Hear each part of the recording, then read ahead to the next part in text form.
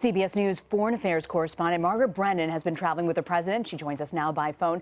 Margaret, what's the purpose that the president has for stopping in Berlin today?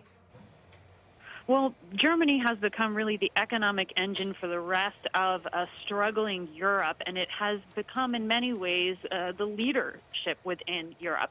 I remember it's Angela Merkel who opened the doors and the gates of Germany to hundreds of thousands of Syrian refugees and others fleeing conflicts, those who've washed up on the shores of Europe in the past few months, causing a migration crisis on this continent. So Germany, President Obama points to its leader, Angela Merkel, as his closest ally. So this was supposed to be a farewell tour, a thank you to her, and also some hope to bolster her standing, given that there is an upcoming 2017 election, and she's under some populist pressure at home right now.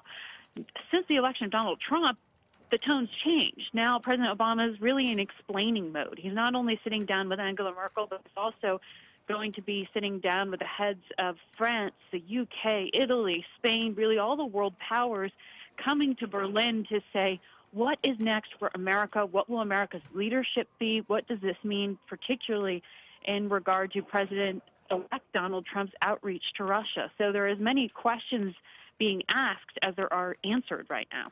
Margaret, I found it fascinating that the president at one point in Athens said the current path of globalization needs a course correction.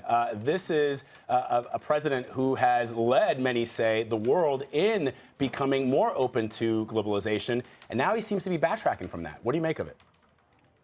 It was interesting. I think that's a little bit of a nod to the populist wave in the United States that pushed Bernie Sanders as far along as he got in the Democratic primaries, and some of a nod to the kind of populist anger that Donald Trump has effectively and successfully harnessed when talking about the forgotten man in America. That is, the people who felt that globalization, the fast-changing economy, social media, the fast-moving information world has sort of left them behind. And this has been a theme President Obama has touched on the past 2 days, clearly doing some internal examination himself in the wake of Hillary Clinton's loss of this election to say, you know, what blind spots do I have? And this idea that globalization has alienated as many people or more that it has benefited is something that he's trying to reconcile.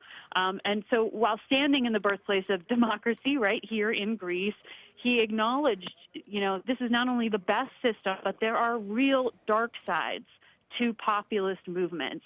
And with that, he went into talking about the worrisome nationalist movements, the tribalism, the ethnic tones, the us versus them kind of theme that you're seeing pop up in the streets of Greece, of Germany, and in the UK. And you saw some of that violence in the wake of the Brexit vote.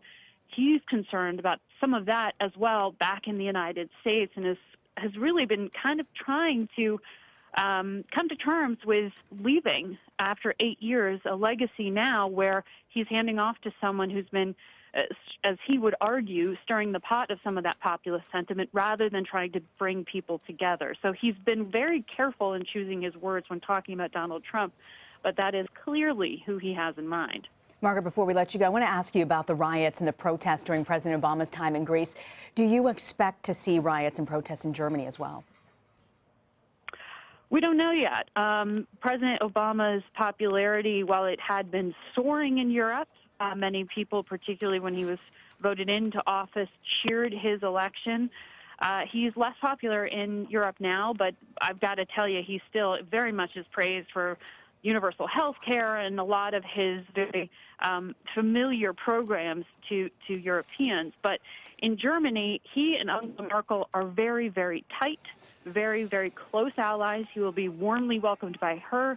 The German people feel very frustrated, some of them. I mean, as divided as America is, I think it's fair to say Europe is as well. The migrant crisis, the refugee flood from Syria, the economic fallout from the debt crisis here has left a lot of people angry and some frustrated that America didn't do more in the wake of the refugee crisis, and that when President Obama argues for debt relief for a country like Greece, which didn't pay its bills, as the German, many of the German finance ministers would argue. They shouldn't be rewarded for that. President Obama is advocating for debt relief, and that has really frustrated some Germans as well. So he's getting he'll get a mixed reception, but certainly a warm one when he walks in to sit down with Angela Merkel himself. And I should say that the video that you're seeing now, I believe, is from Greece and not Germany, which is where the president is right now. Margaret Brennan joining us. Thank you so much, Margaret, for filling us in on this. We appreciate it. Thank you.